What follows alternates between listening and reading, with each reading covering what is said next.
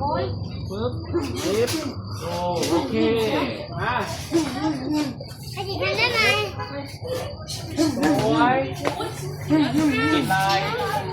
อันนี้พี่จะเหยียบเอาแล้วลูกดูด้วย แรกตัวไหล่ขั้นที่สอง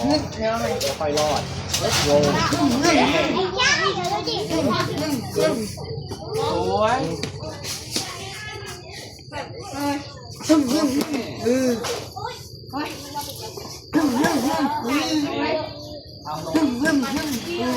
ตอนนั้นทำไม่ได้ที่จะมานั่งเหยียบตายเลยตัวไหล่โอเค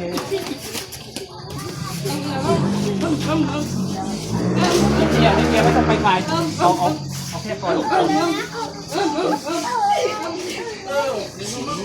กระสาย อันนี้อย่าไปปีนลูก ย่อขอให้เยอะขึ้นลงมาล็อกเอาโอเค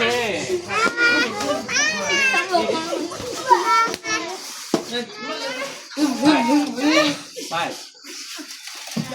ไปทางโน้นไปโน้นโอเคโอเคเริ่มสวยแล้วอากาศที่ดีแล้วสวยแม่สวยงามอีกทีนึงเพิ่มความเร็วอีกทีนึงโอเคมา